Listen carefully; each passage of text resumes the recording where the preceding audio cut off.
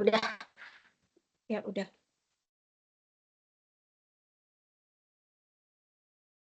Assalamualaikum warahmatullahi wabarakatuh. Selamat pagi kepada Bapak Sutrisno dan teman-teman semuanya.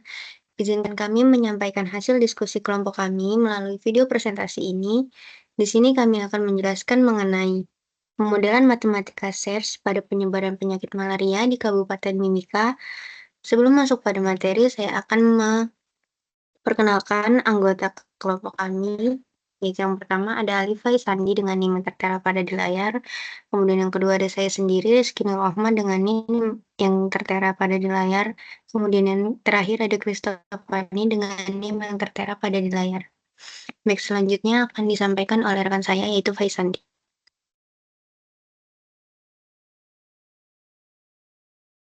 Oke, untuk kesempatan kali ini permasalahan yang diangkat adalah penyebaran penyakit malaria di Kabupaten Mimika, yang merupakan daerah dengan endemik malaria tertinggi di Indonesia. Penelitian ini berfokus pada pemodelan matematika penyebaran penyakit menggunakan menggunakan model SARS, yakni susceptible, exposed, infected, recover, susceptible, dan tujuan utamanya adalah untuk memahami dinamika penyebaran malaria, memperhitungkan efektivitas pengobatan, dan menentukan bilangan reproduksi dasar atau R0 yang menggambarkan potensi wabah.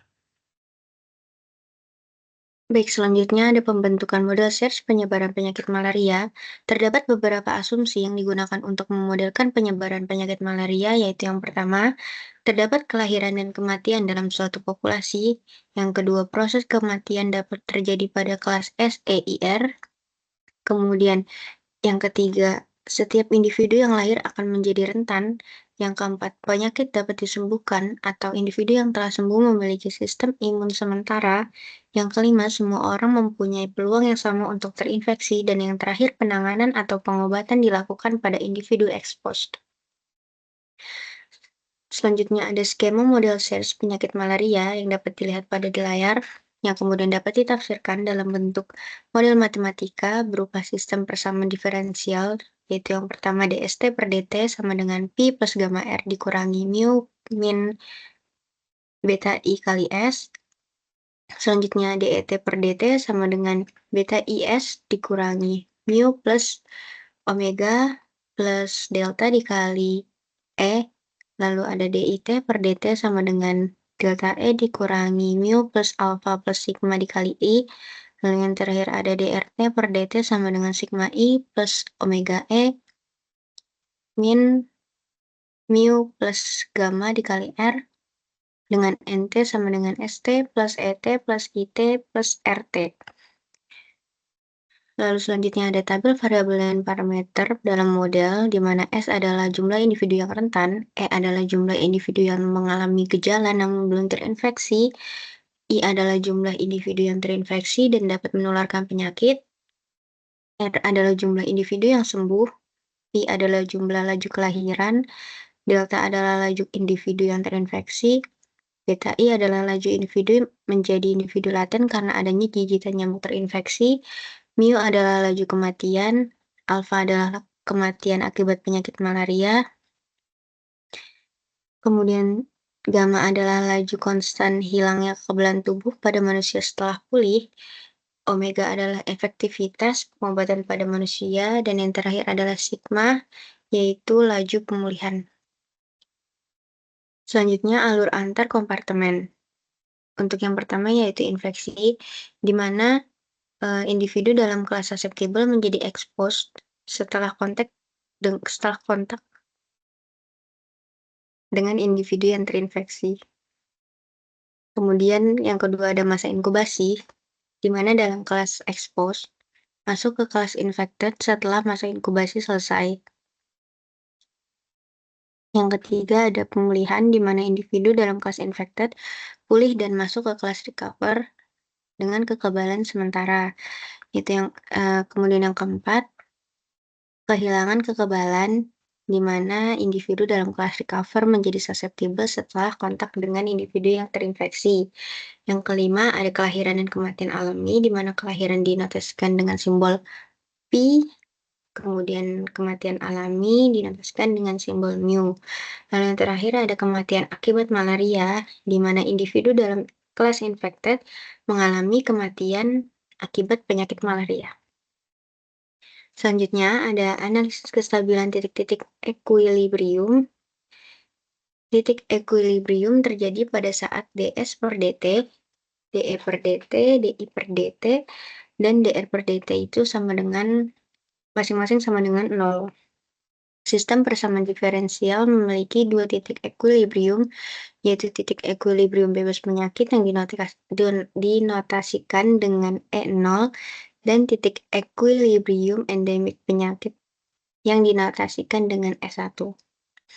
Titik equilibrium bebas penyakit diperoleh dengan asumsi bahwa E sama dengan 0 dan I sama dengan 0 yang berarti tidak terjadi penyebaran penyakit menular dalam populasi. Berdasarkan sistem persamaan diferensial diperoleh titik equilibrium bebas penyakitnya yaitu E0 sama dengan SEIR di mana sama dengan Pi plus gamma R per mu, 0,0,0,0. Kemudian, untuk mengetahui titik equilibrium endemik penyakit, misalkan S1 adalah S star, I star, dan R star, maka diasumsikan S star, I star, dan R star-nya itu tidak sama dengan 0, sehingga diperoleh S1-nya sama dengan S star, I star, dan R star, di mana S star-nya adalah Pi plus gamma R per mu plus beta. Lalu S star-nya adalah beta dikalikan Pi plus gamma R per mu plus omega plus delta dikalikan mu plus beta. Kemudian I star-nya adalah delta dikalikan beta dikalikan Pi plus gamma R per mu plus alpha plus sigma dikalikan mu plus omega plus delta dikalikan mu plus beta. Kemudian yang terakhir ada R star, yaitu sigma dikalikan delta dikalikan beta dikalikan Pi plus gamma R ditambah omega dikali beta dikali Pi plus gamma R dikali mu plus alpha plus sigma per mu plus alpha plus sigma dikali mu plus omega plus delta dikali mu plus beta dikali mu plus gamma. Selanjutnya akan disampaikan oleh rekan saya yaitu Fani.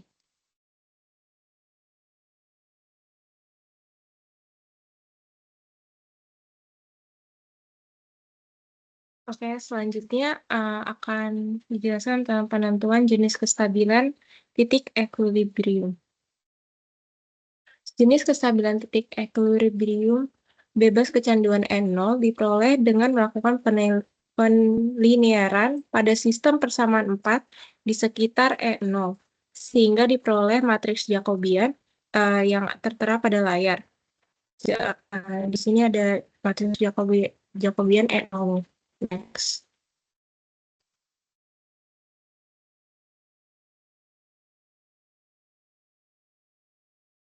Selanjutnya untuk mengetahui kestabilan N0-nya, maka dicari nilai eigen dari matriks Jacobian N0 tadi dengan menentukan determinan dari lambda I kurang matriks Jacobian N0-nya sama dengan 0, di mana lambda adalah nilai eigen dari nilai eigen dan inverse dalam I adalah matriks identitas. Untuk caranya bisa dilihat pada layar. Nah, sehingga diperoleh nilai eigennya yaitu lambda 1, 2, 3, dan 4-nya adalah negatif. Sehingga titik equilibrium bebas kecanduan E0 bersifat stabil. Selanjutnya menentukan jenis kestabilan titik equilibrium kecanduan E1 dengan cara yang sama seperti menentukan jenis kestabilan titik equilibrium bebas penyakit E0. Sehingga diperoleh polinomial order 4 mempunyai akar negatif bagian realnya, jika dan hanya jika elemen dari kolom pertama pada tabel root Hurwitz mempunyai tanda sama, sehingga diperoleh R0 lebih kecil daripada 1. Maka titik setimbang endemik stabil asimptotik.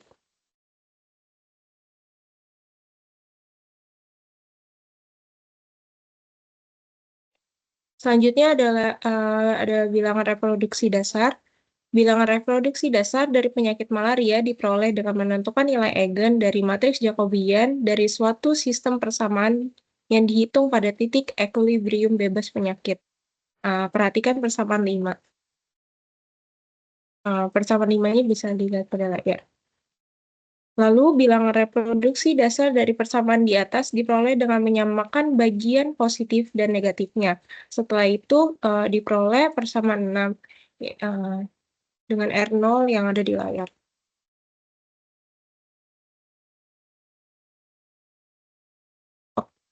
Oke, untuk selanjutnya akan dilanjutkan kembali pada rekan saya, bisa. Oke, melanjutkan rekan saya sebelumnya. Jadi sekarang masuk ke dalam simulasi numeriknya. Jadi simulasi ini akan dilakukan dengan nilai awal dan nilai parameter sebagai berikut. Jadi di tabel yang pertama itu adalah nilai awalnya, ada N, S, E, I, R-nya. Dan kemudian di tabel keduanya itu ada variabel dari nilai parameter. Jadi di sini ada 2 parameter, yakni parameter 1 dan parameter 2. Di kedua parameter ini sebenarnya tidak begitu berbeda. Yang berbeda hanyalah nilai omeganya yang menunjukkan efektivitas dari pengobatannya. Di nilai parameter 1 itu menunjukkan bahwa efektivitas pengobatannya itu adalah 1, dan nilai parameter 2 itu menunjukkan bahwa efektivitas pengobatannya adalah 0.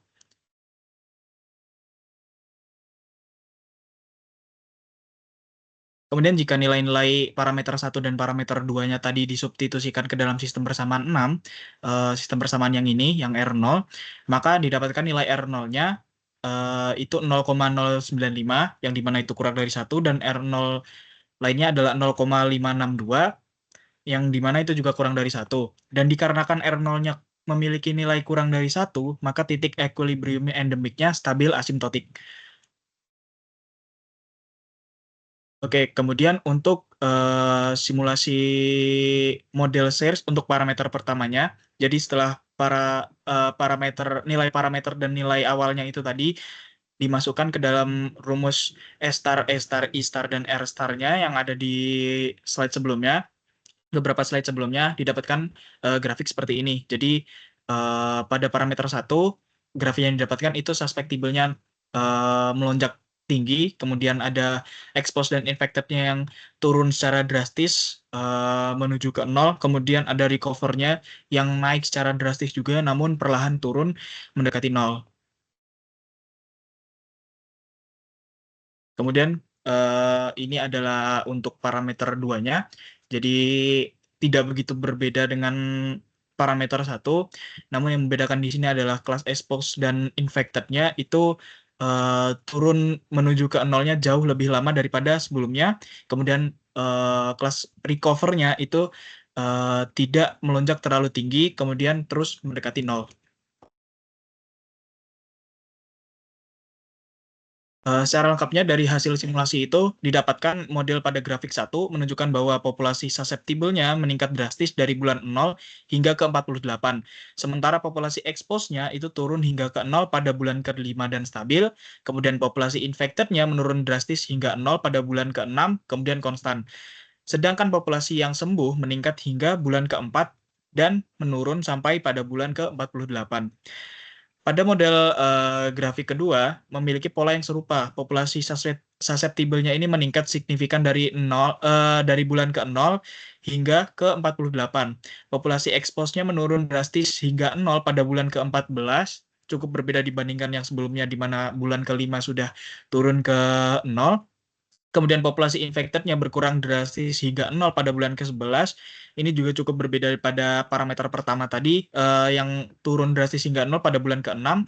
Kemudian sementara populasi yang sembuh meningkat hingga bulan ke-4 namun tidak sebanyak pada grafik 1 dan menurun sampai 0 pada bulan ke-48.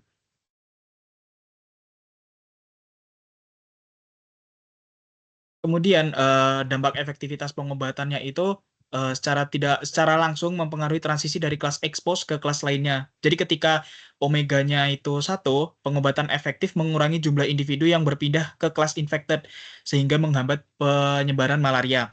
Sebaliknya jika nilai omeganya itu 0, individu dalam kelas expose lebih cenderung berpindah ke kelas infected untuk memperburuk kondisi epidemiologi.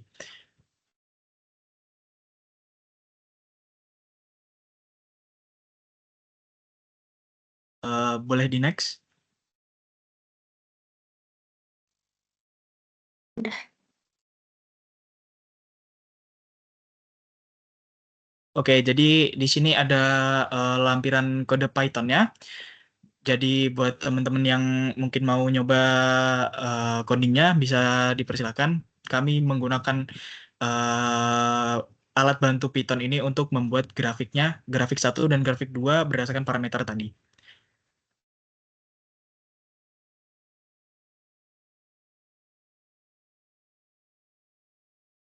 Selanjutnya akan dijelaskan lebih lanjut oleh rekan saya. Silakan. Oke, kita masuk dalam bagian kesimpulan. Berdasarkan hasil penelitian yang telah diuraikan, diperoleh kesimpulan sebagai berikut. 1. Model matematika SIRS pada penyebaran penyakit malaria di Kabupaten Mimika dibangun dengan membuat asumsi-asumsi yaitu kelahiran dan kematian dalam suatu populasi. Kematian terjadi pada kelas S, E, I, dan R. Setiap individu yang lahir akan menjadi rentan. Penyakit dapat disembuhkan. Semua orang mempunyai peluang yang sama untuk terinfeksi dan adanya individu yang kembali terkena penyakit. Berdasarkan asumsi model pada penyebaran penyakit malaria berbentuk diagram transfer, kemudian dibentuk menjadi persamaan diferensial, yaitu yang bisa kita lihat pada layar yang sudah dibahas juga sebelumnya.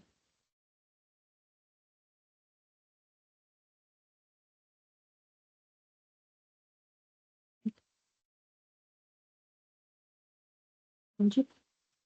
Lalu kesimpulan yang kedua, analisis kestabilan bilangan reproduksi dasar R0, model SAYERS pada penyebaran penyakit malaria di Kabupaten Mimika diperoleh nilai 0,095 dan 0,562 yang lebih kecil dari 1, yang berarti bahwa seseorang yang terinfeksi penyakit malaria tidak menyebabkan orang lain terkena penyakit malaria. Yang ketiga adalah hasil simulasi numerik model SAYERS pada penyebaran penyakit malaria diperoleh semakin besar laju penanganan pada penyakit malaria, maka mengakibatkan populasi pada kelas exposed dan infected mengalami penurunan dan populasi pada kelas susceptible dan recover semakin meningkat. Baik, sekian dari kelompok kami. Apabila ada kesalahan dan kekurangan, mohon dimaafkan. Wassalamualaikum warahmatullahi wabarakatuh.